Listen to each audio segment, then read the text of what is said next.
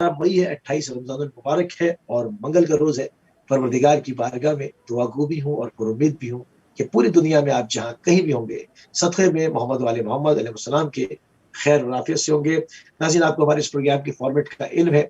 हम इस प्रोग्राम को पूरे माह मुबारक में एक दिन छोड़ के ऑल्टरनेट डेज के ऊपर लेकर बाकायदगी से चले हैं और हमारे पैनल के जो उलमा हैं उनको भी आप जानते हैं, नए व्यूअर्स के लिए उनका तारुफ करा देते हैं। हमारे साथ मौजूद है मौलाना मोहम्मद रजा जान काज़मी साहब कराची पाकिस्तान से, हमारे साथ मौजूद है मौलाना अली रजा जान काज़मी साहब मुहद्दिसा से, और अभी थोड़ी देर में हमें ज्वाइन करेंगे मौलाना आरिफ हुसैन शाह काज़मी साहब साउथ अफ्रीका से। तो तमाम मोमिन मोमिनात और मुस्लिम और मुस्लिमात की खिदमत में एक मरतबा फिर इन अय्याम सईद की मुबारकबाद पेश करेंगे और तेजी और अपने दोनों मेहमानान गिरामी की खिदमत में सलाम अर्ज़ करेंगे और प्रोग्राम में वालेकुम अस्सलाम।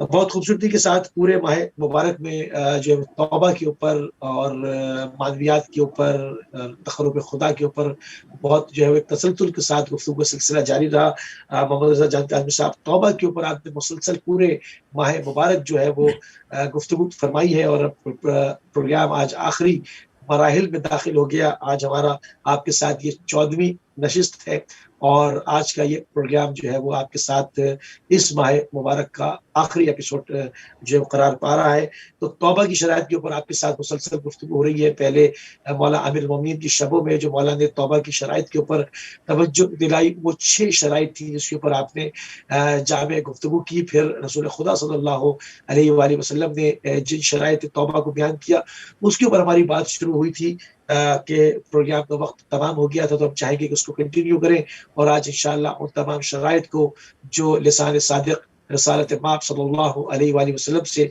सादिर हुई हैं उनको उनका आहिया किया जाए और अपने मोमिनीन के अज़ान आलिया तक मुंतकिल किया जाए। मोहम्मद रज़ा जान काज़मी साहब तफद्दल। बिस्मिल्लाह। बिस्मिल्लाहिर्रहमानिर्रहीम। हमने पिछले 2 सेशन से एक हदीस का आगाज़ किया था, अल्लाह के रसूल की हदीस। इसमें अल्लाह के रसूल हकीकी और सच्ची और असली तौबा की तरफ इशारा कर रहे हैं कि हकीकी तौबा क्या है। हम अभी तक उसके 4 जुमले पढ़ सके वक्त की क़िल्लत की वजह से। जब अल्लाह के रसूल ने पूछा कि जानते हो तौबा क्या है, तौबा करने वाला कौन है, असहाब ने कहा नहीं मालूम। अल्लाह के रसूल ने एक शर्त ये बताई कि तौबा करने वाला, हकीकी तौबा करने वाला वो है कि जब वो तौबा करता है तो हर उस शख्स को भी राज़ी करता है जिसको उसने तकलीफ़ दी है, जिसको उसने अजियत पहुंचाई है या जिसका उसने माल खाया, यानी उन सबको वापस करता है माल उनका, और अगर अजियत पहुंचाई है तो वो रज़ायत तलब करता है।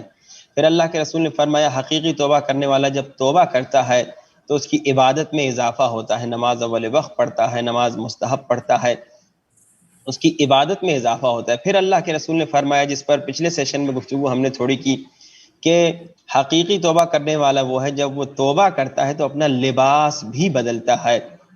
कि हमने इस पर भी गुफ्तगू की, लिबास के बदलने का मकसद ये है कि गस्बी लिबास अगर है, चोरी के पैसों का लिबास अगर है, रिश्वत के पैसों का लिबास अगर है, उसको बदले। और ये भी हमने कहा लिबास के बदलने का मकसद ये है कि अगर वो ऐसे अट्रैक्टिव लिबास पहन रहा है जो अपोजिट जेंडर को अट्रैक्ट कर रहा है और उसको गुनाह की तरफ ले जा रहा है, तो उसको बदलना भी वाजिब है अगर ये तौबा हकीकी कर रहा है। फिर हमने ये भी जुमला पढ़ा रसूल खुदा की हदीस का कि मन ताब वलम युगय्यर रफ़क़ाअहु फलैसा बिताइब, कि अगर कोई तौबा कर रहा है और अपने दोस्तों को नहीं बदल रहा तो ये भी हकीकी तौबा करने वाला नहीं है।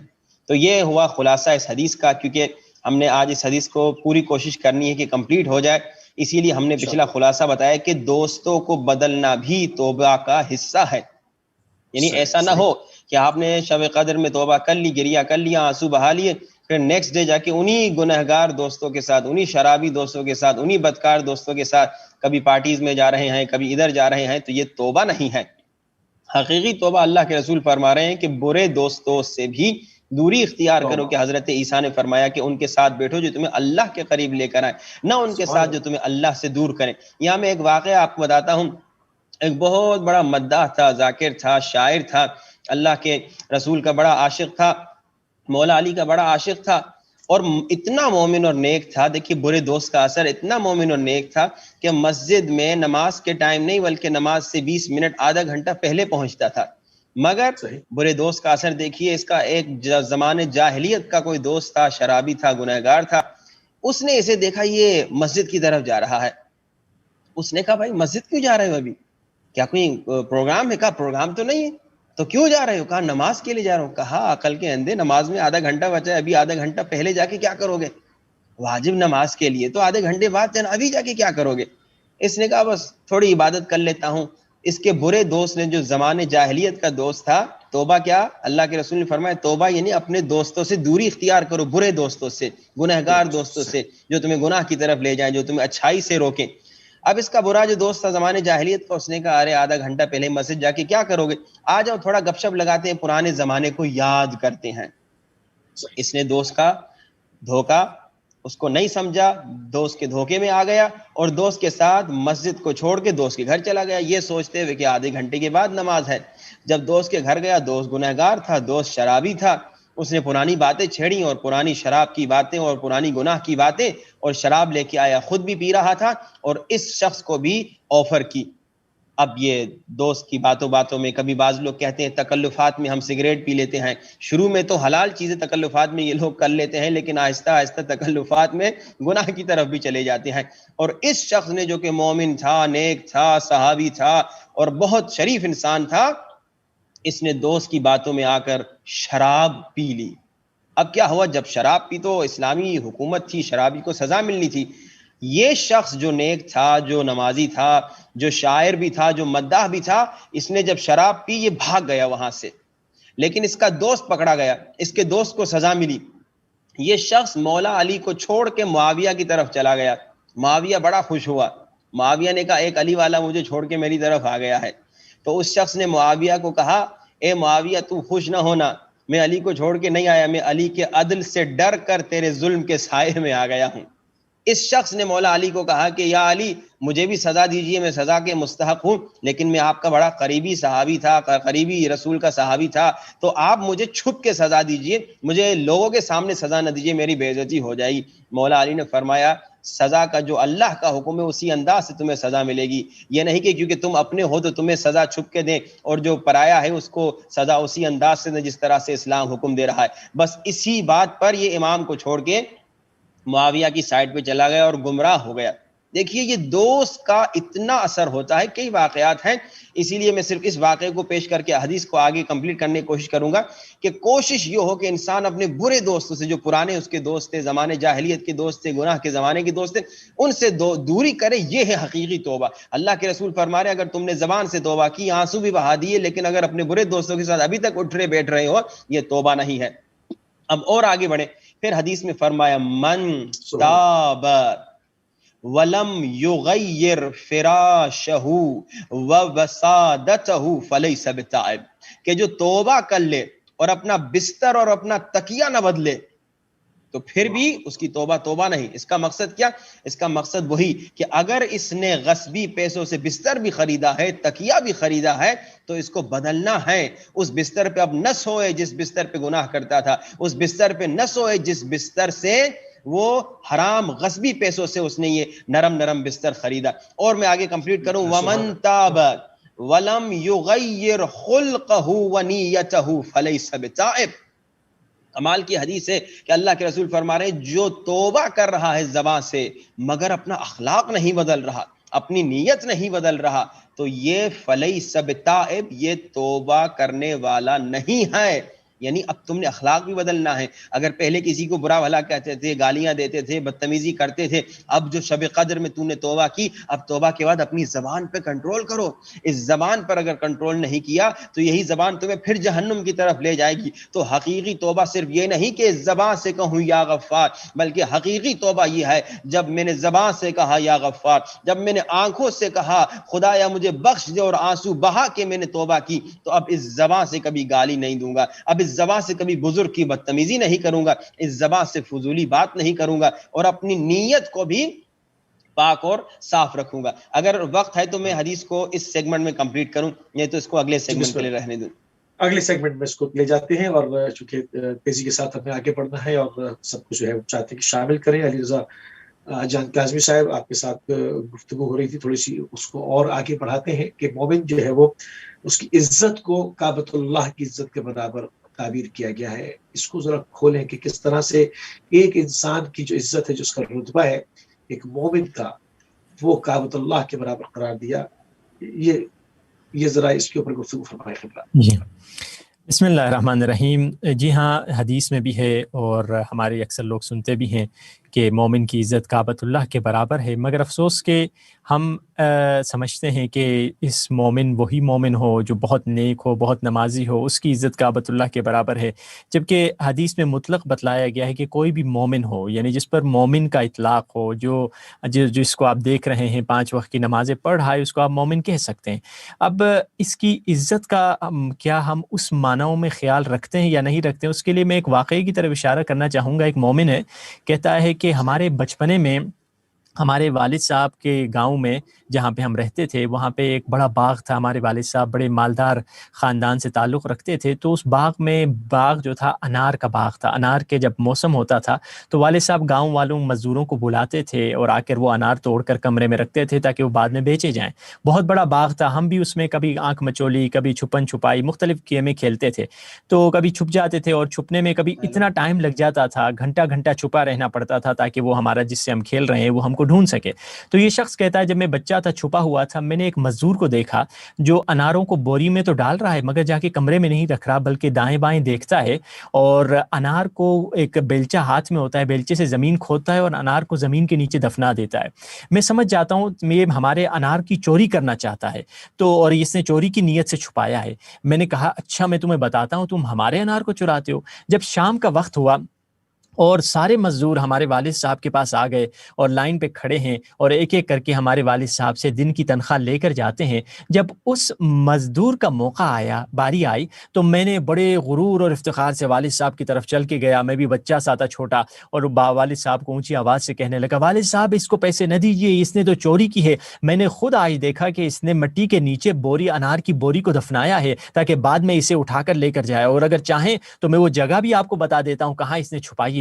تو میرے والد صاحب نے مجھے مڑ کر دیکھا اور سارے لوگ، سارے مزدور انکلوڈنگ ہمارے جو فیملی کے رشتہ دار تھے، فیملی والے تھے، وہ بھی والد صاحب کو دیکھ رہے تھے کہ والد صاحب کیا ری ایکشن دکھائیں گے. والد صاحب میری طرف چل کر آئے. یہ شخص کہتا ہے اگرچہ میرے والد صاحب نے کبھی میرے منہ پر تماچا نہیں مارا تھا، اور روایت میں منع بھی ہے بچے کو یا بڑے کو کسی کو منہ پر نہیں مارا کرو، اس وقت کہنے لگے وہ پہلا اور آخری موقع تھا. والد صاحب نے زور سے میرے منہ پہ تماچا مارا اور مجھے کہا، بیٹا تجھے شرم نہیں آتی؟ لوگوں پر تہمت لگاتے ہو. میں نے خود مزدور سے کہا تھا کہ مٹی کے نیچے ان اناروں کو چھپا دو تاکہ بعد میں ونٹر اور سردیوں کے موسم میں ہمیں وہ انار فائدہ دے سکے، بعد میں ہم اسے استعمال کر سکیں. اور والد صاحب مزدور کے پاس چل کے جاتے ہیں اور اسے کہتے ہیں معاف کر دیجیے گا، ہمارے بچے نے غلطی کی ہے، آپ یہ اپنی مزدوری بھی لے لیجئے. اور مزدوری کے اوپر 200 روپے والد صاحب نے اور بھی دے دی، اور اس زمانے میں 200 روپے بہت ہوا کرتے تھے. میں روتا ہوا، بچہ کہتا ہے، یہ شخص کہتا ہے، بچپنے میں روتا ہوا اپنی ماں کی طرف چلا گیا. اور جب شام ہوئی تو والد صاحب میرے پاس آئے، پیار محبت سے مجھے لیا گود میں اور کہا، بیٹا تو مجھے معاف کر دے، میں نے خامخواہ تجھے تھپڑ ماری،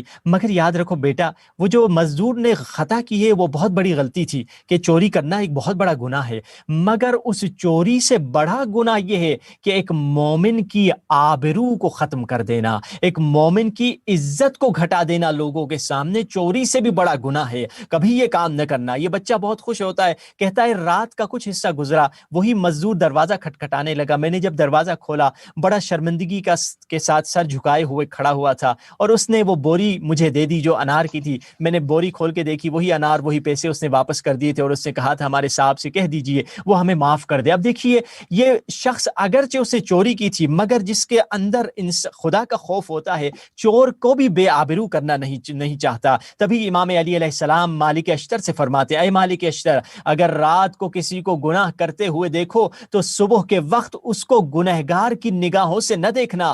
ہو سکتا ہے کہ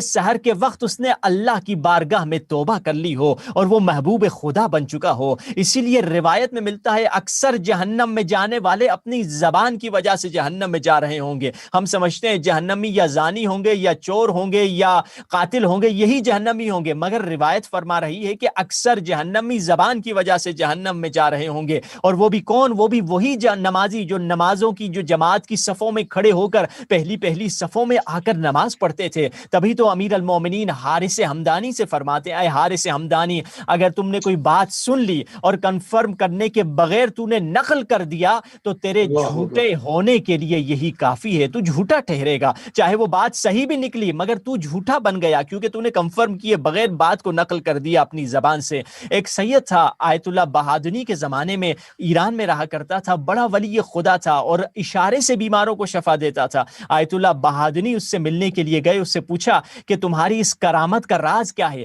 وہ اپنے منہ کی طرف اشارہ کر کے کہتا ہے میں نے جہنم کے دروازے کو بند کر دیا، یعنی میں نے اپنی زبان کو قابو میں رکھا ہے۔ اگر ہم چاہتے ہیں، مومن کی جو بے عزتی اکثر جب ہوتی ہے وہ زبان سے ہوا کرتی ہے، اگر ہم اس زبان پر قابو کر دیں، اس غیبت جیسے غلیظ گناہ اور کوئی بھی اسی طرح کا گناہ ہو اس سے اس کے ذریعے اس کو روک لیں، اپنی زبان کا دروازہ اگر ہم بند کر دیں، حقیقت میں ہم نے جہنم کا دروازہ بند کر دیا ہے۔ سبحان اللہ، سبحان اللہ، بہت ہی خوبصورت بات کی۔ تھوڑی سی اس پر میں چاہوں گا کہ تھوڑی سی اس کے اوپر اور بات کروں گی، بہت اچھے اس کے اندر پوائنٹس جو ہے وہ آپ نے وضع فرمائے ہیں کہ اس میں دیکھیں بعض لوگ ہوتے ہیں، اس طرح سے آپ نے کہا کہ رات میں کسی نے شب میں گناہ کرتے ہوئے کسی کو دیکھا اور صبح کو ہو سکتا ہے کہ وہ پروردگار کا محبوب بن چکا ہو، قابل توبہ کر چکا ہو، گریہ کر چکا ہو، اس کے رخساروں پر اس کی ندامت کے آنسو بہہ چکے ہوں، مگر بعض لوگ جو ہیں وہ اس کو نہیں بھولتے اور اس کو یاد رکھتے، اس کو ذکر کرتے رہتے۔ اس بارے میں اگر 2 منٹ اور آپ لگا دیں کہ اس پہ ان لوگوں کے لیے کیا تنبیہ ہے، کیا خدا کی طرف سے عذاب کیا جا سکتا ہے، ذرا۔ جی ہاں، اس میں دیکھیے جب بھی انسان گناہ کرتا ہے بے شک اللہ کی مخالفت کر رہا ہے اور اللہ کا مخالف ہو چکا ہے اور عاصی ہو چکا ہے، مگر اس کے مقابل میں اگر دیکھیے جس ٹاپک کی طرف مولانا محمد رضا صاحب ہمیشہ اشارہ کر رہے تھے شروع کی راتوں سے لے کر آج تک، کہ جب انسان توبہ کر لیتا ہے تو ان اللہ یحب التوابین، ایک توبہ کرنے والا اللہ کا محبوب بن چکا ہے۔ اور جب میں اللہ کے محبوب کے خلاف آواز بلند کر رہا ہوں تو دوسری حدیث فرما رہی ہے کہ جس نے کسی مومن ولی خدا کے خلاف آواز اٹھائی فقط بارزنی بالمحاربہ، اس نے در حقیقت اللہ سے اعلان جنگ کر دیا ہے۔ یعنی اگر میں کسی نیک بندے کے خلاف بول رہا ہوں، خدا کے خلاف بول رہا ہوں، کیونکہ وہ محبوب خدا اور ولی خدا بن چکا ہے۔ تو اس میں بندہ لوگ اکثر آ کے پوچھتے بھی ہم سے کہ خصوصاً نماز کے متعلق مختلف جگہوں پر پوچھتے ہیں کہ یہ شخص مومن ہے یا نہیں، تو ہمارے اس لیے یہی کہا گیا ہے کہ ہاں ٹھیک ہے، آپ نے اس وقت اس کا گناہ دیکھ لیا مگر اس کی تمام خلوتوں سے تو آپ واقف نہیں ہیں، ہو سکتا ہے اس نے توبہ کر لی ہو۔ اس میں ہمیشہ پازیٹیو رخ رکھا کریں کہ اس کو ہمیشہ ایک گنہگار کو تائب کی نگاہوں سے دیکھا کریں کہ ہر انسان سے خطا ہو جاتی ہے اور توبہ ضرور یہ کر چکا ہوگا۔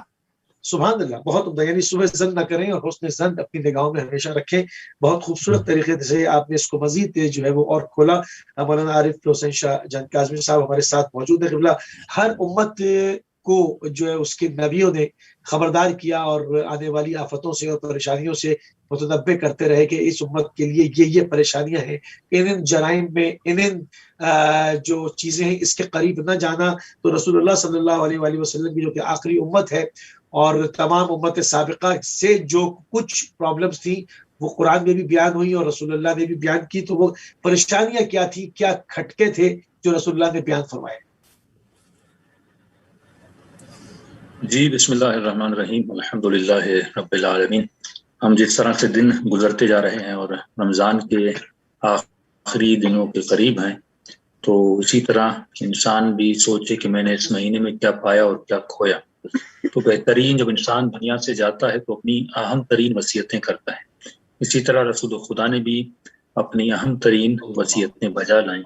اور مسلمان سوچے کہ اگر آج مسلمان فلاکت میں ہے، پریشانیوں میں ہے یا مصیبتوں میں گرفتار ہے تو یقیناً اس کی وجوہات وہی ہیں جو رسول خدا بتا چکے تھے، اور مسلمان آج ان چیزوں پر عمل نہیں کر رہے، اور اگر عمل نہیں کریں گے تو اس دنیا میں بھی ان کو عزت نہیں ملے گی اور آخرت میں بھی عزت نہیں ملے گی۔ اس کی مثال ہم اس طرح دیتے ہیں کہ اگر کوئی باغباں ہو جس نے ایک اچھا سا باغیچہ بنایا ہو، اور وہ بھی جب ان پھولوں کو بچھڑتے ہوئے دیکھتا ہے تو وہ روتا ہے اور پریشان ہوتا ہے، ان درختوں کو جب کٹتے ہوئے دیکھتا ہے تو پریشان ہوتا ہے۔ وہ رسول امت، وہ رسول رحمت للعالمین جس نے اس امت کے بنانے میں اتنی محنت کی، ان کے ایمان کے لیے خود پتھر کھائے اور اتنی زحمتیں اٹھائیں اور اتنے شہداء نے قربانیاں دیں، تو یقیناً وہ رسول بھی جب دنیا سے جا رہے تھے تو کچھ چیزیں انہوں نے بتائیں کہ میں پریشان ہوں کہ میری امت میں یہ چیزیں آئیں گی، اور جو ان چیزوں سے بچے گا وہی قیامت میں اور دنیا میں سرخرو ہو جائے گا۔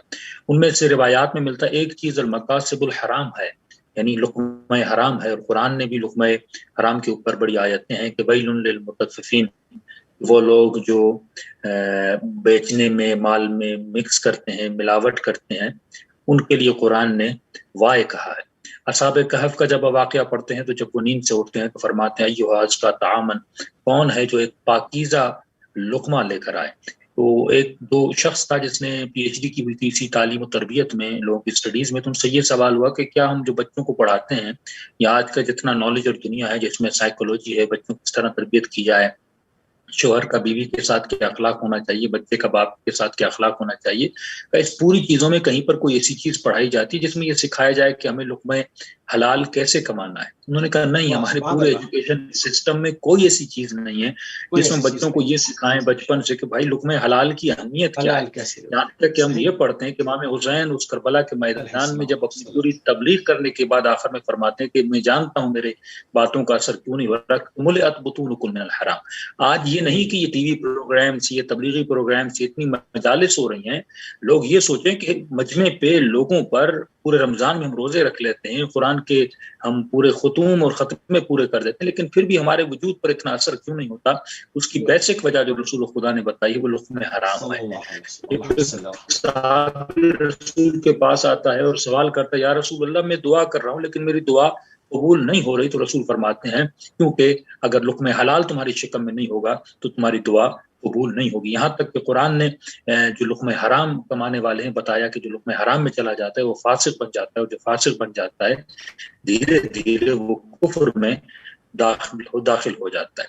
فرمایا میں اپنی امت سے ڈرتا ہوں کہ یہ لقمہ حرام میں چلی جائے۔ دوسری چیز جو رسول خدا نے فرمائی وہ شہوت الخفیہ ہے، چھپی ہوئی شہوتیں، تمایلات مخفی جسے کہتے ہیں۔ انٹرنلی انسان کچھ ایسی چیزوں کو پسند کرتا ہے جو چیزیں انسان کو آخرت سے اور اس کی قبر سے دور کر جاتی ہیں، وہ ایسے کاموں میں مشغول ہو جاتا ہے، رات رات ایسے برے خیالات میں وہ بھٹکتا رہتا ہے جس کی وجہ سے انسان گمراہ ہو جاتا ہے۔ جلدی جلدی بتاتا جاؤں گا۔ والریا، فرمایا میں ڈرتا ہوں کہ میری امت ربا خاری میں چلی جائے اور یہ ربا خار بن جائے جس طرح یہودی ربا میں اور رسول نے یہاں تک فرما دیا کہ اللہ نے ہر بندے کا رزق حلال ذریعے سے مہیا کر رکھا ہے، لیکن جب وہ خود حرام کے پیچھے جاتا ہے، جلدی کرتا ہے اپنے رزق کے کمانے میں اور حلال سے ہٹ کے وہ حرام کے پیچھے جاتا ہے، تو وہ انسان جو اللہ اس کا رزق حلال بھی ختم کر دیتا ہے۔ اس کی مثال اس طرح ہے کہ آپ دیکھیں کہ صدام نے اپنے لیے کتنی بڑی بڑی بلڈنگز بنائیں لیکن اسے وہ چیز نصیب نہیں ہوئی۔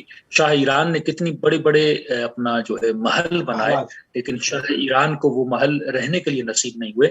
میں دو ہمیشہ لفظ استعمال کرتا ہوں، قرآن نے بھی ایک ہے رزق، ایک ہے ملکیت۔ ملکیت کسی چیز کا آپ کی ملکیت میں ہونا اور ہے، کسی چیز کا آپ کا رزق بننا اور ہے۔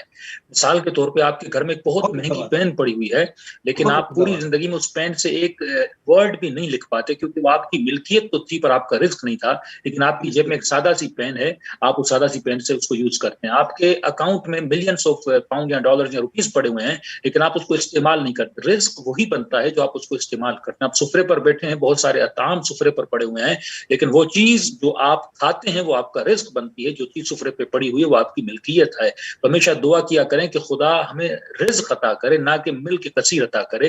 یہ بلڈنگز، یہ محل شاہ کی ملکیت تو تھیں لیکن اس کا رزق کبھی نہ بن سکی۔ ایک انسان کے پاس عالی شان گھر ہوتا ہے، عالی شان کمرے ہوتے ہیں لیکن اس کی ملکیت ہوتی ہے، لیکن آج ایک انسان کے پاس سادہ سا کمرہ ہوتا ہے لیکن وہ کمرہ لوگوں میں وہاں پہ لوگوں کو رزق دیتا ہے، کھانا کھلاتا ہے، وہ جس چیز میں رہ رہا ہے وہ اس کا رزق بن جاتی ہے، اس کی ملکیت نہیں ہوتی۔ دوسری چیز فرماتے ہیں کہ شحن متاع، میں اپنی امت کے بخل سے بڑا پریشان ہوں، میں ان کی کنجوسی سے بڑا پریشان ہوں کہ لوگ اپنے مال میں کنجوسی کریں گے۔ تو ملتا ہے کہ ایک عالم تھے، اس نے اپنی رکھ رہا ہوں تاکہ یہ لوگ شیئر کریں۔ ہم اپنی چیزوں کو جب لوگوں کے ساتھ شیئر نہیں کرتے، فرمایا میں اس چیز سے ڈر رہا ہوں، یہ صرف اپنے لیے استعمال کریں گے لیکن امت کے لیے استعمال کے لیے نہیں دیں گے۔ ہوان متبعہ، میں ایسی چیزوں سے ڈر رہا، ایسی چیزوں کے پیچھے میری امت لگ جائے گی جن کا کوئی فائدہ نہیں۔ اولو الاعمال، یہ بڑی بڑی آرزویں کریں گے، بڑی بڑی آرزویں کریں گے، بڑے بڑے خیال کریں گے کہ انسان اپنے خیال میں ایک زندگی جی رہا ہوتا ہے، اپنی فکر میں ایک زندگی جی رہا ہوتا ہے کہ مثلا میں فلاں شخص کے ساتھ پارٹنرشپ کروں گا تو میں بڑا امیر ہو جاؤں گا، میں فلاں کنٹری میں چلا جاؤں گا تو میں ایسا ہو جاؤں گا، اگر میرا گھر ایسا بن جائے تو لوگ میری عزت کرنے لگیں گے۔ تو قرآن نے ایسے لوگوں کے لیے جو لفظ استعمال کیا یحسبون او افحسبتم، تم یہ سوچتے ہو، تم یہ محاسبہ کرتے ہو، تم جو کیلکولیشنز کرتے ہو وہ خیالی کیلکولیشنز ہے، حقیقت کوئی اور چیز ہے۔ تو انسان ان خیالات سے بچے۔ جناب یوسف علیہ السلام جب کنویں میں گرے تو اپنے بھائیوں کو دیکھ کر مسکرانے لگے، تو جناب یوسف کے بھائی نے کہا کہ تم مسکرا کیوں رہے ہو؟ کہا میں یہ سوچ رہا تھا میرے اتنے بھائی ہیں تو میرا کوئی نقصان نہیں ہو سکتا، میں یعنی کوئی مجھے ٹیڑھی آنکھ سے دیکھ بھی نہیں سکتا، لیکن آج دیکھ رہا ہوں وہی انہی بھائیوں نے مجھے جو ہے اس کنویں میں پھینکا ہوا ہے۔ فرمایا کہ اللہ بعض لوگوں کو، قرآن کی آیت ہے لیعذبہم بہا، خدا بعض لوگوں کو پیسوں کے ذریعے سے اذیت دیتا ہے، عذاب کرتا ہے۔ فرمایا جب میں لوگوں کا سکون چھیننا چاہتا ہوں تو بعض لوگوں کا سکون پیسوں کے ذریعے سے چھینتا ہوں، کیونکہ جب پیسہ نہیں تھا تو سکون سے جی رہے تھے، لیکن جب پیسہ ان کے پاس آ جاتا ہے تو یہ پریشان ہو جاتے ہیں، اس کی کیلکولیشن آج چوری نہ ہو جائے، سکون سے نیند نہیں آتی۔ تو انسان جو سوچتا ہے وہ اور ہے، جو پروردگار عالم سوچتا ہے وہ اور ہے۔ دوسرا فرمایا وذلت عالم، میں اپنی علماء، میرے اس امت کی علماء خراب ہو جائیں گے۔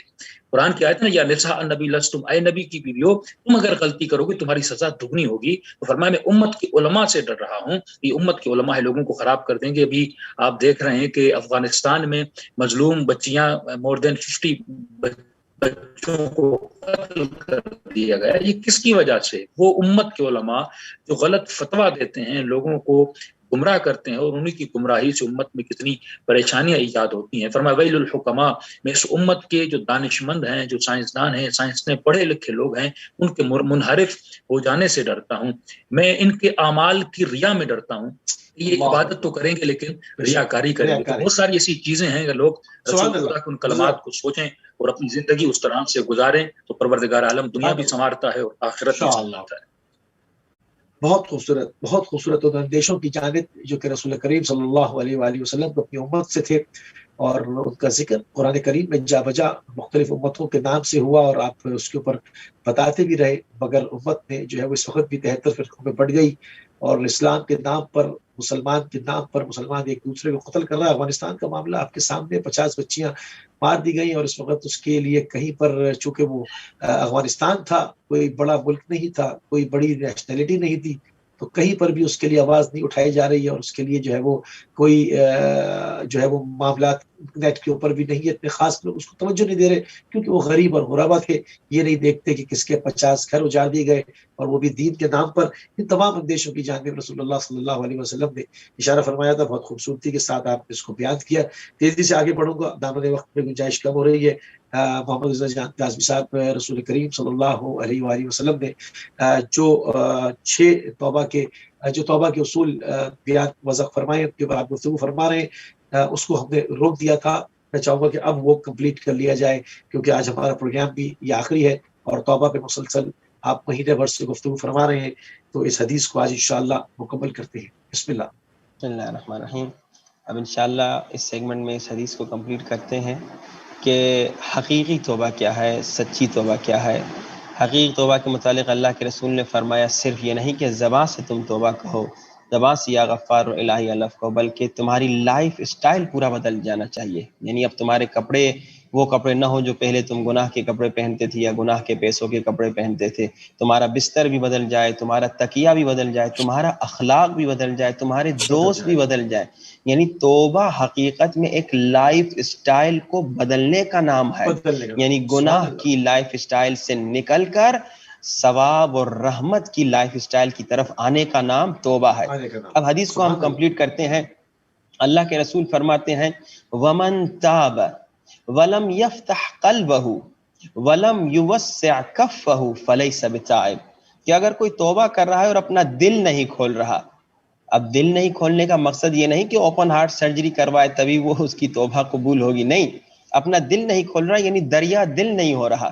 یعنی اگر توبہ سے پہلے چھوٹی چھوٹی باتوں پہ سے غصہ آ جاتا تھا، برداشت کی کمی تھی، اب اس کی برداشت درگزر بالکل درگزر نہیں کرتا تھا، چھوٹی چھوٹی بات دل پہ لے لیتا تھا، ناراض ہو جاتا تھا، اب اس نے اپنا دل کھولنا ہے، دریا دل ہو جانا ہے. یعنی اگر اس نے توبہ کی اور اگر ابھی تک اسی طرح جلدی جلدی غصے میں آ جاتا ہے، دریا دل نہیں ہے، چھوٹی چھوٹی باتیں دل پہ لے لیتا ہے، چھوٹی چھوٹی باتوں پہ مومنین سے ناراض ہو جاتا ہے، یعنی ابھی تک اس کی توبہ نہیں ہے. پھر اللہ کے رسول نے فرمایا وَمَن تَابَ وَلَمْ يُوَسِّعْ كَفَّهُ فَلَيْسَ بِتَائِبٍ، اگر کوئی توبہ کر رہا ہے اور اپنے کف یعنی اپنے ہاتھ، اپنی ہتھیلی کو نہیں کھول رہا تو وہ توبہ کرنے والا نہیں. کیا مطلب؟ یعنی اگر کوئی توبہ کر رہا ہے اور وہ غریبوں کی مدد نہیں کر رہا اور وہ یتیموں کی مدد نہیں کر رہا، وہ انفاق نہیں کر رہا، تو وہ توبہ نہیں ہے، یہ حقیقی توبہ نہیں ہے. اور انفاق کے متعلق یہ ہے، اسپیشلی اب جو عید فطر بھی آنے والی ہے تو یہ جو فطریہ ہم سب نے دینا ہے یہ واجب ہے، یہ سب انشاءاللہ دیں گے. اور یہ انفاق کریں اس سے قبل کے کیا نام ہے ہم ٹائم گزر جائے، دیر ہو جائے. بعض لوگ کبھی کبھی یہ ہوتا ہے کہ رمضان کا 1 ہفتہ 10 دن گزر جاتا ہے، تب تک وہ ابھی تک فطرہ وہ لوگ نہیں دیتے. بلکہ روایات تو یہ بتاتی ہیں کہ تم اگر چاہو تو رمضان سے پہلے بھی یعنی رمضان کے دوران بھی کسی کو یہ فطرے کا پیسہ پہنچا دو. صرف نیت یہ ہو کہ کیا نام ہے میں قرضے کی طور پہ اس کو دے رہا ہوں، اور عید فطر کے دن تم نیت فطرے کی کر لو، اسے بتانے کی ضرورت نہیں، مگر تم یہ انفاق کرو. اور انفاق میں ایک بات یہ بھی کہتا چلوں، انفاق صرف پیسہ نہیں ہے، انفاق میں ایک مسکراہٹ بھی انفاق ہے، انفاق میں ایک پرسہ دینا بھی انفاق ہے. ابھی جو افغانستان کی بچیاں شہید ہو گئیں، اس میں یہ بھی انفاق ہے کہ تم پرسہ دو، تم یہ شور بڑھاؤ، اس کی آواز بلند کرو کہ اتنا بڑا ظلم ہو گیا. مجھے یاد ہے ایک مرتبہ نیوزی لینڈ میں مسلمانوں پر ہی ظلم ہوا تھا، لیکن کیونکہ نیوزی لینڈ میں یہ واقعہ ہوا تھا، اتنا بڑا ہنگامہ مچ گیا تھا، ہر جگہ پہ شور مچ رہا تھا کہ مسلمان مارے گئے، مسلمان مارے گئے. یہ بھی تو مسلمان ہیں، یہ بھی تو انسان ہیں، بچیاں تھی چھوٹی چھوٹی. انفاق یہ بھی ہے کہ تم اپنی زبان سے، تم اپنے قلم سے، تم اپنی ویڈیو بنا کر تم کسی بھی طریقے سے یہ بات پھیلاؤ کہ یہ ظلم جن ننی ننی بچیوں پہ ہوا ہے، مظلوم بچیوں پہ ہوا ہے، یہ کیوں ہوا، ان کا ظلم کیا تھا، بأی ذنب قتلت، کس گناہ کی وجہ سے ان کو قتل کیا. یہ انفاق اگر انسان نہیں کر رہا اور توبہ کر رہا ہے تو یہ نہ سمجھے کہ اس کی توبہ حقیقی ہے. اللہ کے رسول فرما رہے ہیں کہ توبہ یعنی تم انفاق بھی کرو، غریبوں کی مدد بھی کرو. اور انفاق کی کچھ اقسام میں نے بتائیں، پیسے سے بھی انفاق ہے، مسکراہٹ سے بھی انفاق ہے، پرسہ دے کر بھی انفاق ہے، کسی ظالم کے خلاف آواز بلند کرنا یہ بھی انفاق ہے، کسی مظلوم کی مدد کرنا یہ بھی انفاق ہے. پھر آگے بڑھتے ہیں، اللہ کے رسول فرماتے ہیں من تاب ولم يقدم فضل قوته من بدنه فليس بتائب، اگر کوئی توبہ کرتا ہے لیکن اپنے بدن کا وہ ایکسٹرا گوشت جو اس نے حرام سے بنایا تھا، یہ حدیث کا یہ جملہ مولا علی کے ان 6 شرائط سے ملتا جلتا ہے کہ اس نے ایک شرط یہ ہے توبہ کی کہ اپنے بدن کا وہ گوشت بھی گلانا ہے جو حرام سے اس نے اپنے بدن پہ لگایا تھا. اب اللہ کے رسول فرما رہے من تاب ولم یقدم فضل قوتی من بدنہ فلیس بتائب، اگر کوئی توبہ کر رہا ہے لیکن اب ماشاءاللہ 80-90 کلو ہو گیا ہے، لیکن توبہ سے پہلے جب گناہ کی دنیا میں تھا، جب دو گناہ کے عالم میں تھا، اس کا وزن 60 کلو تھا، 20 کلو اس کا یہ وزن بڑھا ہے حرام پیسے سے، حرام کاموں سے. اب یہ 20 کلو اگر وہ نہیں گراتا تو یہ توبہ نہیں ہے. پھر اللہ کے رسول فرماتے وَإِذَا اسْتَقَامَ عَلَى هَذِهِ الْخِصَالِ فَذَلِكَ التَّائِبُ، اگر کوئی بندہ توبہ کر رہا ہے اور ان شرائط پر عمل کر رہا ہے، استقام یعنی مداومت انجام دے رہا ہے، مسلسل اس پر عمل کر رہا ہے، یعنی کہ 1 ہفتہ 1 مہینہ پھر دوبارہ وہی پرانا آدمی ہو جائے، نہیں، استقامت، مداومت، کنٹینیو رہے ان شرائط پر اور ان عادتوں پر اور ان صفات پر جو اللہ کے رسول نے بتائیں. فذالک التائب، فذاک التائب، تو حقیقت میں یہی توبہ کرنے والا ہے. یہاں پر ایک فضیل کا واقعہ میں آپ کو سنانا چاہوں گا جو کمال کا واقعہ اور بہترین واقعہ توبہ کے لیے. فضیل ایک بہت بڑا گنہگار تھا، اور اس واقعے کے بعد ایک میں نسخہ بھی انشاءاللہ بتا دوں گا کہ یہ شیطان تو رکے گا نہیں، وہ مسلسل ہمیں گمراہ کرنے کی کوشش کرے گا. ہم کس طرح سے شیطان سے بچا کے رہیں. یہ تقریباً رمضان کے مہینے میں بڑے بڑے شیطان، جیسے مولانا عارف نے بتایا تھا، بڑے بڑے شیطان تو جیل میں ہوں گے، لیکن چھوٹے چھوٹے شیطان تو آزاد تھے، مگر رمضان کے بعد بڑے شیطان بھی آزاد ہو جائیں گے. تو اب ان بڑے شیاطین سے نجات حاصل کرنے کے لیے ایک بہترین میں ذکر بھی انشاءاللہ بتاتا ہوں، لیکن توبہ کے لیے بہترین مثال فضیل کی ہے. فضیل ایک ڈاکو تھا، ایک چور تھا، بہت بڑا گنہگار انسان تھا، راستوں میں آ کے لوگوں کو لوٹتا تھا. لیکن جب اس نے توبہ کی، لمبا چوڑا واقعہ، اس واقعے کو میں اندر انٹر نہیں کرتا، صرف میں اوپر سے سرسری سنا دوں. جب اس نے توبہ کی تو اس نے کیا کیا؟ اپنا پورا گوشت گلایا جو حرام سے اس نے کمایا تھا، اور ایک ایک شخص کے پاس، کیونکہ جب یہ لوگوں کو لوٹتا تھا ان کے نام اور ایڈریس لکھتا تھا کہ کس قافلے کو میں نے لوٹا ہے، تو جب اس نے توبہ کی ایک ایک شخص کے پاس گیا اس کو اس کا مال واپس دینے کے لیے، اس سے معافی مانگنے کے لیے، اس سے رضایت مانگنے کے لیے، اور اگر کوئی نہیں ملا اسے تو اس نے رد مظالم دیا۔ اور واقعہ ملتا ہے کہ فضیل نے ایک مرتبہ ایک یہودی کا بھی مال چوری کیا تھا، تو جاتا ہے یہودی سے معافی مانگنے، یہودی کہتا ہے میں تم کو معاف نہیں کروں گا، یہودی کو پیسے دیتا ہے، کہتا ہے یہ تمہارے پیسے جو میں نے لوٹے، یہودی کہتا ہے مجھے پیسے بھی نہیں چاہیے، میں نے منت مانی تھی کہ میرا جو مال لوٹا گیا ہے میں واپس نہیں لوں گا۔ تو اس نے فضیل نے بڑا اصرار کیا، تو یہودی نے کہا ٹھیک ہے اگر تو اصرار کر رہا ہے تو میرے جو بستر ہے اس بستر کے نیچے بہت سارا پیسہ میرا پڑا ہوا ہے، سونا جواہرات پڑا ہوا ہے، تو اندر بستر کے نیچے ہاتھ ڈال اور وہ سونا جواہرات لا کے مجھے دے دے اور میں اسے تمہاری طرف سے پیسہ واپس سمجھوں گا، تو یہ سمجھوں گا تم نے مجھے یہ پیسے واپس کر دیے۔ تو اب فضیل جاتا ہے اس کے بستر کے نیچے سے اس کو سونا جواہرات لا کے دیتا ہے۔ یہودی کہتا ہے مجھے تو معلوم تھا میرے بستر کے نیچے سونا جواہرات نہیں ہے، اور وہاں پہ کہتا ہے اے فضیل مجھے کلمہ پڑھاؤ، لا الہ الا اللہ محمد رسول اللہ علی ولی اللہ۔ یہ فضیل کہتا ہے کیوں کلمہ کیوں پڑھ رہے ہو؟ یہ کہتا ہے کیونکہ میں نے اپنی کتابوں میں پڑھا ہے کہ آخری جو نبی آئیں گے ان کی امت والے جب گناہ کو چھوڑ کے توبہ کریں گے تو اللہ ان کو اتنا کمال دے دے گا وہ مٹی کو سونے میں بدل سکتے ہیں۔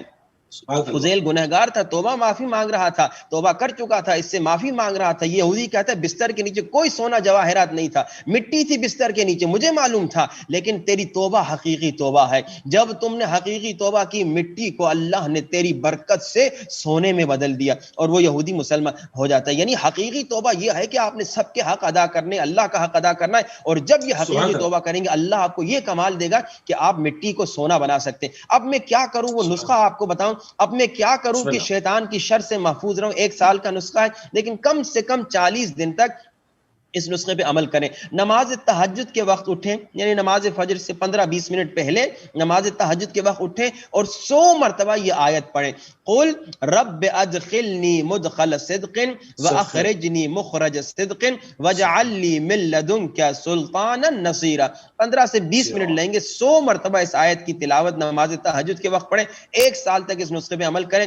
اگر 1 سال لمبا لگ رہا ہے کم سے کم 40 دن تک اس پر عمل کریں، اور 1001 مرتبہ کہیں یا مالک الرقاب، یا مالک الرقاب، یا مالک الرقاب، اے میرے اللہ میں جہاں پر بھی جا رہا ہوں تو مجھے دیکھ رہا ہے، تیرا مجھ پر کنٹرول ہے، اے میرے اللہ مجھے شر شیطان سے بچا۔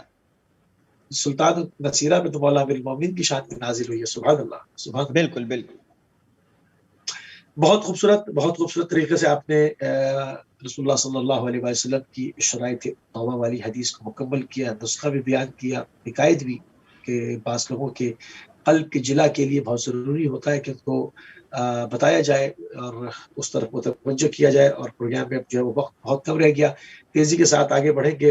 اور عارف شاہ صاحب، دشمن کے مقابلے میں کامیابی ہمیں کب ملتی ہے، کس طرح سے نصیب ہوتی ہے، قرآن اس بارے میں ہماری کیا رہنمائی فرماتا ہے؟ جی بسم اللہ الرحمن الرحیم۔ میں رسول خدا کے ارشادات آپ کو بتا رہا تھا، فرمایا کہ سب سے خطرناک ترین چیز جو میری امت میں آئے گی وہ قرآن کی غلط تفسیر کریں گے۔ یتأول القرآن یضع علی غیر مواضعہ، وہ تفسیر کریں گے جو قرآن کی تفسیر نہیں ہے۔ تو جب تک ہم صحیح اسلام شناس، ایک مولانا ایک جگہ پہ تبلیغ کرنے گئے تو ایک شخص وہاں پہ تفسیر قرآن کر رہا تھا، ان کو کہا کہ آپ نے کتنا دین کو اسٹڈی کیا ہے؟ تو وہ کہنے لگا کہ میں نے عربک گرامر میں اور ان چیزوں میں پی ایچ ڈی کی ہوئی، لہٰذا میں قرآن کو سمجھ پا رہا ہوں۔ تو وہ بڑے اصرار پہ تھے کہ نہیں میں قرآن کی صحیح تفسیر کر پا رہا ہوں۔ تو انہوں نے ایک قرآن کی آیت پڑھی کہ قرآن میں آیت ہے کہ لا یسرف فی القتل، کہ آپ اس کا ترجمہ کیا کریں گے؟ تو انہوں نے کہا کہ عربی اعتبار سے اس کا مطلب یہ ہے کہ مارنے میں اسراف نہ کرو۔ تو اس کا مطلب یہ ہے کہ کیا قرآن کہہ رہا ہے کہ مارو لیکن اسراف نہ کرو، زیادہ نہ مارو؟ اٹ مینس قرآن 1-2 بندوں کو مارنے کی اجازت دے رہا ہے۔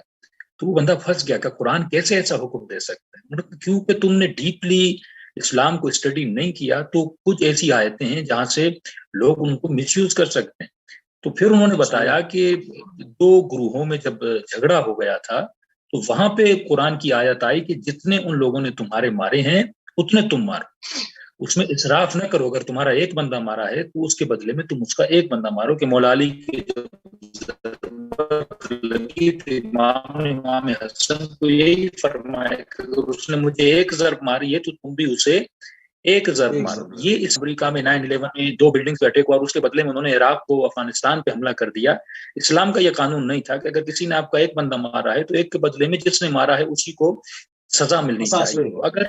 اگر انسان قرآن اور اپنے بچوں کو اس زمانے میں جو بہت ہی گمراہی کا زمانہ ہے کہ ہم اپنے بچوں کے لیے میتھ ٹیچر رکھتے ہیں, ہم اپنے بچوں کے لیے ہر کلاس کے لیے ایک ٹیچر رکھ دیتے ہیں, لیکن وہی بچہ جس کے ہم اس کے یہاں تک اس کے شوز پہ ہم خرچہ کر رہے ہیں, وہ بچہ اسکول جا رہا ہے, اس کی بیگ کون سی لینی ہے, بکس کون سے لینے ہیں, ہر چیز پہ ہم خرچہ کر رہے ہیں. لیکن سوال یہ ہے کہ اس اسلام کو صحیح سمجھانے کے لیے ہم نے کیا کوئی اسلام شناس, کوئی اسپیشلائزیشن جس نے کی اس بچے کے ذہن میں جو خدشات, جو شبہات پیدا ہوتے ہیں, اس شبہات کو حل کرنے کے لیے اگر ہم محنت کریں تو آج یہ گمراہی نہ ہوا. جتنے مسلمانوں کے بچے, آپ نے کہا کہ نیوزی لینڈ میں یہ واقعہ ہوا کیونکہ نیوزی لینڈ میں مارنے والا ایک کرسچن تھا, تبھی وہاں پہ آوازیں زیادہ بلند ہوئی. لیکن افغانستان میں مارنے والے اپنے ہیں جو اسلام کا کلمہ پڑھتے ہیں, تبھی دشمن یہی کہتا ہے کہ مسلمان کو مار رہا ہے. تو ہمیں اس وقت سب سے زیادہ اپنے اندر کام کرنے کی ضرورت ہے. اسلام کا صحیح چہرہ, قرآن کی صحیح تفسیر, تفسیر بالرائے. دیکھیے 2 لفظ ہیں, یہ ذہن میں رکھیے, بس میں وقت بہت کم ہے آپ کے پاس. تفسیر بالرائے, ایک مرتبہ کنویں میں پانی ہے, میں وہ پانی نکالتا ہوں. ایک مرتبہ کنویں میں پانی نہیں ہے, میں اس کنویں میں اپنی طرف سے پانی کو ایڈ کرتا ہوں. یہ تفسیر بالرائے ہے. یعنی میں قرآن میں ایک ایسی چیز, ایک ایسا مفہوم نکالوں جو قرآن کا ہے ہی نہیں, لیکن ہمیں قرآن میں تدبر و تفکر کرنا ہے. جو قرآن اس کنویں کا پانی ہے وہی پانی مجھے نکال کے لوگوں کو دکھانا ہے. اگر وہ اسلام ہم لوگوں کے سامنے پیش کریں اور اپنے بچوں کے ذہنوں پر محنت کریں, اور یہی بچے قرآن کے مفسر بن کے اور قرآن کی صحیح تفسیر پڑھ کے اور لوگوں کے ذہنوں میں جا کے وہ تفسیر ڈالے, تو ہم یہ مسلمانوں کی آج جو پریشانی, ان پریشانیوں سے نکل سکتے ہیں. کیونکہ وقت میں کمی ہے, لہٰذا میں کمپلیٹلی آپ کے سوال کا جواب دے نہیں پاؤں گا. بسم اللہ. ابھی تھوڑا سی اگر چونکہ ابھی مولانا علی رضا کی جانب جو ہے نماز کا وقت ہوا ہوا ہے, تو شاید 1-2 منٹ میں وہ بھی آن لائن ہوں گے, آپ کنٹینیو کر سکتے ہیں. چلیے. قرآن مجید میں ایک سورہ بقرہ کی آیت ہے 246. اس آیت کو آپ پڑھیں. میں مثال کے طور پہ آپ کے سامنے رکھ رہا ہوں کہ آپ ایک قرآن کی آیت سے کتنی چیزیں مفہوماً نکال سکتے ہیں. اس آیت میں علم طرف خدا ایک واقعہ نقل کرتا ہے جالوت اور طالوت کا, کہ حضرت موسیٰ کے بعد جب ایک قوم بنی تو حضرت موسیٰ کا جب انتقال ہو گیا, دنیا سے چلے گئے, اور اس کے بعد یہ ایک اللہ کے نبی کے پاس آئے اور کہنے لگے, اللہ کے نبی, ہم موسیٰ نے فرعون کو تو مار دیا, اب ہم ایک اور ظالم اجاگر ہو چکا ہے, ہم اس ظالم کا مقابلہ کرنا چاہتے ہیں. اللہ کے نبی نے کہا تمہیں کیا چاہیے؟ انہوں نے کہا کہ ہمیں ایک لیڈر چاہیے, ایک رہبر چاہیے. تو اللہ کے نبی وہاں پہ تھوڑی دیر کے لیے رک گئے, کیوں کئی لوگ راہ حق میں آنا چاہتے ہیں لیکن ان میں ثبات قدم کی نشانی نہیں ہوتی. تو انہوں نے کہا آپ کیوں ہمیں کوئی لیڈر اور کوئی رہبر نہیں دے رہے؟ تو انہوں نے کہا کیا تم واقعا ثابت قدم رہو گے؟ انہوں نے کہا ہم ثابت قدم رہیں گے, آپ جسٹ ہمیں ایک لیڈر دے دیں, ہم اس لیڈر کے پیچھے اس ظالم سے جا کے لڑیں گے. وہ ظالم جالوت تھا. تو اللہ کے نبی نے ایک شخص کو لیڈر بنایا جس کا نام تھا طالوت. کہا کہ تم طالوت کی رہبری میں جاؤ اور جو ہے اس ظالم کا جا کے مقابلہ کرو. تو یہ کہنے لگے کہ ہم طالوت کی رہبری میں کیوں جائیں, طالوت تو غریب ہے, اس کے پاس تو پیسہ نہیں ہے. اب دیکھیے رسول خدا کے جانے کے بعد بھی ایسے واقعات ہو گئے نا کہ لوگوں نے کہا علی جوان ہے, ہم علی کے پیچھے کیوں جائیں. انہوں نے کہا کہ وہ غریب ہے. تو پروردگار عالم نے فرمایا زادہ بسطۃ فی العلم,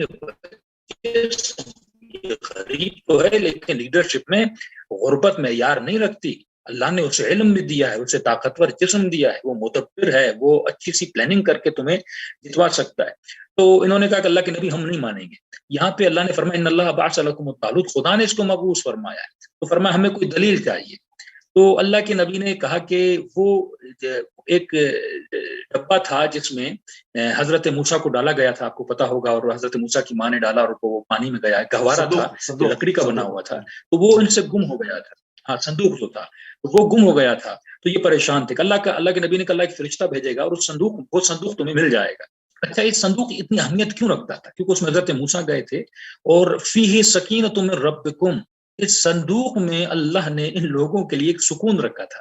یہاں پہ وہابی ایک یہ بھی اعتراض کرتے ہیں کہ شیعہ یہ جو مولا علی کی شہادت پہ تابوت اٹھاتے ہیں یا رسول کی قبر پہ جاتے ہیں, آپ کیوں جاتے ہیں؟ خود خدا فرما رہا ہے کہ اللہ نے اس صندوق میں کیا رکھا تھا, ان کے لیے سکون رکھا تھا. جب ان کو صندوق ملا تو ان لوگوں کو یقین آ گیا۔ اب یہاں پہ پہلی مرتبہ جب لوگ ظلم کا مقابلہ کرنے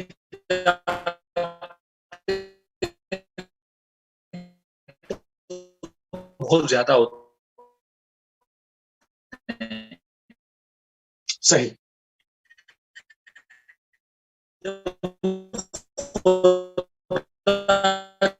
صحیح، موقع کی اناؤنسمنٹ کرتا ہے تو اپنی خواہشات نہیں جاتے، تو آدھے لوگ تو ہٹ گئے، آئے گی تم اس پہ پانی نہیں پینا، لیکن اگر تمہیں بہت پیاس لگے تھوڑا سا تم پانی منہ میں ضرور ڈالنا، لیکن خود کو سیراب نہیں کرنا۔ انہوں نے کہا ٹھیک ہے ہم پانی نہیں پئیں گے۔ جب اس نہر پہ یہ لوگ پہنچے تو اکثر لوگوں نے پانی پی لیا۔ اس کا مطلب جب حق کے راستے میں ہے، انسان پہلے تو آدھے راستے میں چھوڑ کے چلے جاتے ہیں، دوسرا جب راستے میں چلتے ہیں تو آدھے راستے میں لوگ باتوں کو نہیں مانتے، اکثر لوگ نے پانی کو پی لیا۔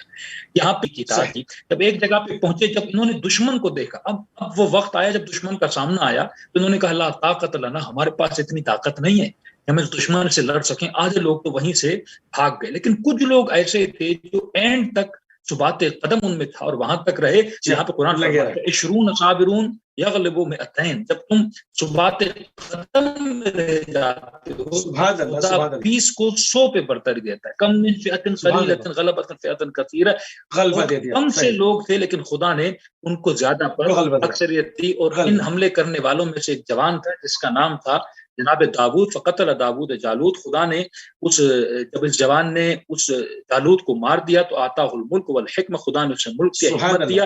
تو ہم اسی طرح فرماتے ہیں کہ حضرت علی نے بھی جب کامل کفر عمرو بن عبدوت کو مارا تو کیوں حضرت علی کو وہ خدا حکمت بھی دی اور خدا نے علم بھی دیا اور طاقت بھی دی۔ اگر آپ ثابت قدم رہتے ہیں تو پروردگار عالم اپنی راہ میں آپ کو تمام تر جوائز بھی عطا کرتا ہے۔ بہت شکریہ، جزاک اللہ۔ بہت عمدہ طریقے سے قرآن کی روشنی میں آپ کو کب نصرت عطا ہوتی ہے، کب دشمن کے مقابلے پہ آپ کامیاب ہوتے ہیں، قرآن کی روشنی میں آپ نے بیان کیا بہت خوبصورت طریقے سے۔ آخری پوائنٹ اور شامل کر لیں، ہمارے پاس تقریباً صرف 3 سے 4 منٹ رہ گئے ہیں۔ مولانا علی رضا، عاقبت بخیری کے لیے رمضان میں ہم ہر روز جو ہے وہ دعائیں پڑھتے ہیں، دعا مانگتے ہیں کہ حسن عاقبت ہو، اچھا انجام ہو۔ کیا کہیں گے اس کے اوپر کچھ تھوڑے سے معروضات، کیونکہ 2-4 منٹ ہیں تو شاید کہ یہ بات کسی کے قلب میں اتر جائے۔ بسم اللہ فرمائیے۔ جی ہاں، بسم اللہ الرحمن الرحیم۔ دیکھیے عاقبت بخیری ہمیشہ سے دعاؤں میں رہی، اولیاء خدا کی دعاؤں میں رہی ہے۔ مولا علی علیہ السلام کو بھی جب رسول اللہ نے خبر شہادت سنائی کہ 21 رمضان کو آپ کی شہادت ہوگی تو مولا علی نے پہلا سوال یہ فرمایا افی سلامت فی دینی، کیا میرا دین اس موقع پر سلامت ہوگا؟ یعنی مولا علی کو اس موقع پر بھی دین کی سلامت کا حکم تھا، دین کی اتنی یعنی عاقبت کا حکم تھا۔ جب مولا علیہ السلام نے اپنے چاہنے والے کو کوڑے مارے اور وہ مولا کا کیمپ چھوڑ کر اس طرف چلا گیا، مولا کو بتایا گیا آپ کا چاہنے والا اس طرف جا چکا ہے، آپ کو چھوڑ چکا ہے، تو مولا علیہ السلام سورہ بقرہ کی اس آیت کی تلاوت فرماتے ہیں انہا لکبیرۃ الا علی الخاشعین۔ یہ نماز کے بارے میں آیت ہے کہ نماز لوگوں کے لیے سخت ہے مگر جو خاشع لوگ ہوں گے ان کے لیے نماز آسان ہے۔ تو مولا علی کی عدالت اور علی کی حکومت بھی خاشع لوگوں کے لیے آسان ہے، مگر جو خشوع نہیں کرتا اس کے لیے سخت نہیں ہے۔ اب جو خشوع کرتا ہے اس کے لیے سخت نہیں ہے۔ قرآن میں جگہ جگہ حضرت یوسف نبی یہ دعا کر رہے ہیں وَتَوَفَّنَا مُسْلِمًا، ہم کو مسلمان دنیا سے لے کر جا، یا فرمایا وَتَوَفَّنَا مَعَ الْأَبْرَارِ، ہم کو نیک لوگوں کے ساتھ دنیا سے لے جا، یا فرمایا توفنا مسلمین، ہم کو مسلمان حالت میں دنیا سے لے جا۔ اور دعا میں مولا ہم کو فرماتے ہیں یہ دعا کرو اللہم انی اسألک ایمانا لا اجل لہ دون لقائک، خدایا ایسا ایمان دے جو ایکسپائر نہ ہو جائے، جو ختم نہ ہو جائے۔ تو ہمیشہ سے دعا یہ ہونی چاہیے کہ آپ کو ایک 30 سیکنڈ میں یہ جملہ میں آپ کی خدمت میں پیش کروں کہ سب سے پہلے جس نے امام حسین کے لیے پانی روکا تھا وہ حر علیہ السلام تھے، اور سب سے پہلے جس نے امام حسین کے لیے جان دی وہ بھی حر علیہ السلام تھے۔ سب سے پہلے امام حسین کو جس نے لیٹر لکھا وہ عمر ابن سعد تھا، اور سب سے پہلے جس نے امام حسین کی طرف تیر چلایا وہ بھی عمر ابن سعد تھا۔ یہ عاقبت کے فرق آپ دیکھ سکتے ہیں، کیسا انجام تھا اور کیسا آغاز تھا لوگوں کا۔ سبحان اللہ، بہت ہی شکر گزار ہیں اور نہایت مشکور ہیں اور نہایت ممنون ہیں کہ پورے ماہ مبارک رمضان جو ہے وہ آپ اپنے جو ہے وہ ہم اس پینل کے ساتھ جو ہے وہ گفتگو کرتے رہے، اپنے ناظرین کی خدمت میں تمام چیزوں کا احیا کرتے رہے، چاہے وہ توبہ کے بارے میں ہو، چاہے وہ علمی اور معنوی گفتگو ہو، چاہے وہ ماہ مبارک رمضان کی جو اس عظیم دسترخوان پر جو نعمتیں ہوں ان کے بارے میں ہو، اس سے کس طرح سے فیض حاصل کرنا ہے، کس طرح سے جو ہے وہ ہم نے اس سے استفادہ کرنا ہے۔